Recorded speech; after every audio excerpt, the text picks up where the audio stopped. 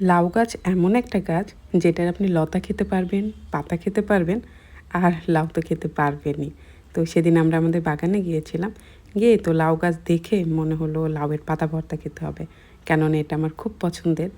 তো এই তো গাছ থেকে সুন্দর সুন্দর কুচি কিছু লাউয়ের পাতা নিয়ে এসেছিলাম, সেগুলো সুন্দর করে পরিষ্কার করে এইভাবে সামান্য পরিমাণ পানি দিয়ে ভাপে দিয়েছিলাম, ওটা আর কি সেদ্ধ হওয়ার জন্য। তারপর পানিটা হালকা হাত দিয়ে চেপে মানে পানিটা ঝরিয়ে নিয়েছিলাম। তারপরে এই তো শুকনো মরিচ, লবণ, পেঁয়াজ, রসুন, নর্মালি ভর্তা আমরা যেভাবে করি আর কি, যেগুলো লাগে ভর্তাতে, তো সেগুলোই আমি এখানে নিয়েছি। আর তারপর আমি যেহেতু বাসায় মরিচ বেশি খাই, আমাদের বাসায় সবাই কম মরিচ খায়, বাট আমার মনে হয় যে ভর্তাতে একটু বেশি মরিচ না হলে ভালো লাগে না।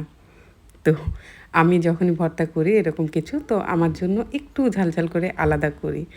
তো আমি আমার মরিচটা একটু বেশি করে আলাদা করে ভর্তা করবার জন্য মরিচ কিছুটা আলাদা রেখে দিয়েছিলাম।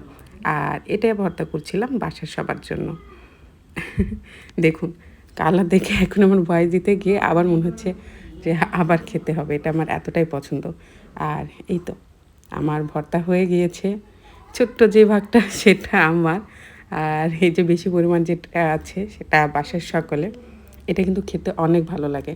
যদি না খেয়ে থাকেন তাহলে একবার ট্রাই করবেন।